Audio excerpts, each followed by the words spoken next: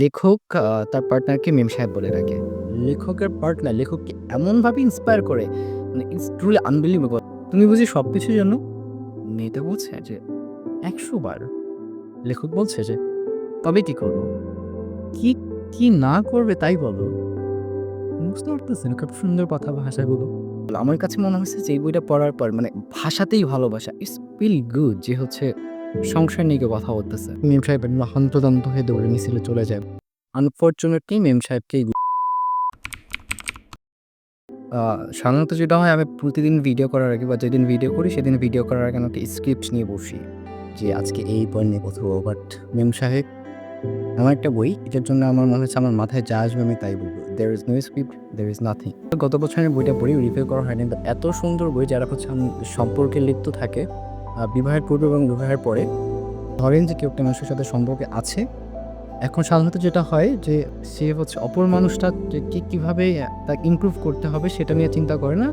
দিনের যত আজাইরা ক্যাচাল, আজাইরা ঝামেলা, এটা কেন করছো, সেটা কেন করছো, মানে খুবই সিলি বিষয় যেগুলো আসলে লাইফে কোনো ম্যাটারই করে না, সেগুলো নিয়ে লাইফটা আসলে হেল্প করতে থাকে। সো বাট আমার পার্টনারকে কীভাবে আমাকে ইমপ্রুভ করতে হবে, কীভাবে আমরা একসাথে লাইফে একটা গোলে পৌঁছাইতে পারি, সুস্থ স্বাভাবিক থাকলে কীভাবে একটা মানে লাইফে একসাথে একটা কিছু অর্জন করতে পারি, বা আমি তোমাকে কীভাবে গাইড করতে পারি, তুমি আমাকে কীভাবে গাইড করতে পারো। সম্পর্ক যদি এমন হতো তাহলে তাহলে কেমন? সো এই বইটাতে ঠিক সেম কাহিনী। বইটার কাহিনী হচ্ছে একটা মেয়ে স্কুল টিচার এক সাংবাদিকের প্রেমে পড়ে, খুব ছোট্ট সাংবাদিক। তাদের দেখা হয় ট্রেনের প্ল্যাটফর্মে এবং তারা একে অপরের সাথে ধীরে, ধীরে সম্পর্কে জড়িয়ে পড়ে। এখন সম্পর্কে জড়ানোর পর মেয়েটা মানে লেখকের যে পার্টনার সে সবসময় লেখককে কিভাবে আরো ইমপ্রুভ করা যায় সেই চিন্তায় মত্ত থাকে। যেমন হচ্ছে লেখককে ইন্সপায়ার করতে থাকে কিভাবে ছোট্ট মানে একটা ছোট্ট এরিয়া সাংবাদিক থেকে কিভাবে নেক্সট লেভেলে যাওয়া যায়। এবং নেক্সট লেভেলে যাওয়ার পর কিভাবে সে আসলে সাহিত্য কলাম লিখতে পারে সেগুলো ইন্সপায়ার করতে থাকে এবং কিভাবে করবে তার জন্য বইও এনে দেয়। এবং লেখকের পার্টনার লেখককে এমনভাবে ইন্সপায়ার করে, মানে ইটস ট্রুলি আনবিলিভেবল। আমার কাছে মনে হয়েছে যে এই বইটা পড়ার পর মানে ভাষাতেই ভালোবাসা একটা মানে টাইপের ব্যাপার। আমার কাছে এটা মনে হয়েছে। এত সুন্দর কথা, এত সুন্দরভাবে ইন্সপায়ার করে, মানে ইটস ট্রুলি আনবিলিভেবল। আমি যদি আপনাকে কিছু জিনিস বা ২-১টা পেজ পড়ে শোনাই দ্যাট উড বি বেটার। এটা হচ্ছে বইয়ে হচ্ছে ১১৩ নম্বর পৃষ্ঠা, শেষের কিছু লাইন করছি। মেয়েটা বলতেছে, "তুমি কি আজকাল এমন কিছু ভাবছো যা আমাকে বলা যায় না?" লেখক বলছে, "তুমি কি পাগল হয়েছো? তবে বলছো না কেন?" অনিচ্ছা সত্যি একটা দীর্ঘশ্বাস পড়ল। বললাম, "কি বলবো মেম সাহেব?" ও হ্যাঁ, লেখক তার পার্টনারকে মেম সাহেব বলে ডাকে। ইন্টারেস্টিং, হ্যাঁ?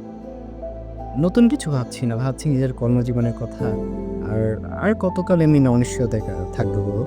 তাই খালি ভাবছি। মেম সাহেব উড়িয়ে দিল আমার কথাটা। বলল, "তাই এত ভাববার কি আছে?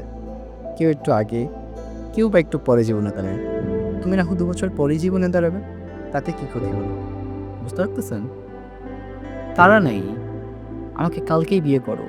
আমাকে বিয়ে করতেই হবে, এখনই করতে হবে। মানে কোনো তাড়া নেই। হ্যাঁ, মানে কিছু মেয়েদের ফ্যামিলি ক্রাইসিস থাকে, ফ্যামিলিতে প্রবলেম থাকে। বাট এখানে কোনো তাড়া নাই। জি, আমি আছি ভাই। কোনো সমস্যা নাই। তুমি তুমি নিজেকে সেটেল করো, নিজেকে বড় করে তোলো। সুন্দর না ব্যাপারটা? সুন্দর না কথাগুলো? তুমি না হয় ২ বছর পরেই জীবনে দাঁড়াবে, তাতে কি ক্ষতি হবে? আমার কাছে খুব ভাল লাগে। আমি আরেকটা পেজ পড়ে শোনাচ্ছি। মেম সাহেব বলছে, আমার সংসারের চিন্তা তোমাকে করতে হবে না। এটা বলতেছে কিন্তু হচ্ছে বিয়ের আগের ঘটনা, যে মানে অলরেডি আমার তাদের মতো একটা সংসার হবে বা আমার সংসার, তোমার যা কিছু আছে সেটা আমার সংসার। এসবের চিন্তা তোমাকে করতে হবে না। ইটস ফিল গুড যে হচ্ছে সংসার নিয়ে কেউ কথা বলতেছে বিয়ের আগে। আমার সংসার। It's feel good to me. আ তারপরে বলতেছে, "তুমি নিশ্চিন্ত মনে কাজ করে যাও। তুমি নিশ্চিন্ত মনে কাজ করে যাও।" মানে আমাকে নিয়ে তোমার চিন্তা করতে হবে না। তুমি নিশ্চিন্ত মনে কাজ করে যাও। তো কথায়, কথায় বেলা হয়ে যায়। সূর্যটা আস্তে, আস্তে নিচে নামতে থাকে। গাছের ছায়া দীর্ঘতর হয়। বেলফিডিয়ারের সুবিস্তীর্ণ প্রাঙ্গণ সূর্যরশ্মির বিদায় বেলায় মিষ্টি আলোয় ভরে যায়। মেম সাহেব আমার কাঁধে মাথা রাখে। "ওগো, বলো তুমি এসব আজে-বাজে কথা ভাববে না। আজ নয় ভগবান নাই দিবেন। কিন্তু একদিন তিনি নিশ্চয়ই করিয়ে দিবেন তোমাকে।" তারপর লেখক বলছে, "তুমি বুঝি সবকিছুর জন্য?" মেয়েটা বলছে যে ১০০ বার। লেখক বলছে যে, "তবে কি করব? কি, কি না করবে তাই বলো।" বুঝতে পারতেছেন খুব সুন্দর কথা ভাষাগুলো। তুমি দেশ দেশান্তর ঘুরবে, বড় বড় লোকের সাথে পরিচয় হবে, তুমি কত কি লিখবে। মানে কেন এই কথা বলছে যে মানে অলরেডি লেখক লেখালেখি শুরু করে দিয়েছে এবং বিভিন্ন মিটিং টিটিং কাভার করতেছে। মেম সাহেবের ইচ্ছা সে আরো বড় বড় মিটিং কাভার করুক, অনেক বড় বড় জায়গায় কাভার করুক। সো সেজন্য দেশ দেশান্তরের কথা বলছে।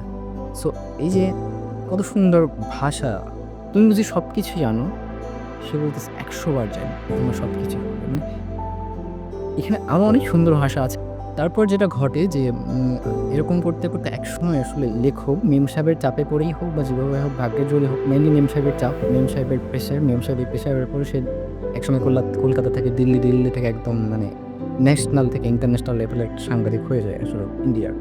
সো এবং বিভিন্ন মিনিস্ট্রির সাথে বিভিন্ন জায়গায় দেশ দেশান্তর যাওয়া শুরু করে দেয়। এবং পরবর্তীতে মোটামুটি তাদের লাইফ সেট, এখন মেম সাহেবকে বিয়ে করবে। এখন মেম সাহেবকে বিয়ে যখন করবে তখন একটা মানে গন্ডগোল বেঁধে যায়। মেম সাহেবের একটা ভাই ছিল, চাচাতো ভাই। মেম সাহেবের চাচাতো ভাই কেউ নেই। মেম সাহেবই ওকে মানে বড় করতো।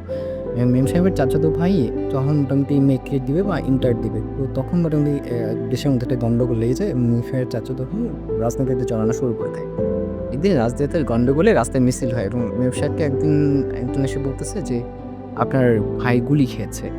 অ্যান্ড মেম সাহেব তো পাগল হয়ে গিয়েছে যে, "আমার ভাই গুলি খেয়েছে।" সো পরবর্তী মেম সাহেব একদম হন্তদন্ত হয়ে দৌড়ে মিছিলে চলে যায় বা যেখানে গুলি খাওয়ার কথা শুনছে সেখানে যায় এবং আনফরচুনেটলি মেম সাহেবকেই গুলি লাগে। পরবর্তীতে দেখা যায় মেম সাহেবের ভাইয়ের গুলি লাগেনি, মেম সাহেবেরকেই গুলি লাগে এবং পরবর্তীতে মেম সাহেব মারা যায়। সো এই ছিল মূলত বই, মেম সাহেব। So I will surely recommend you to read this book and আসসালামু আলাইকুম।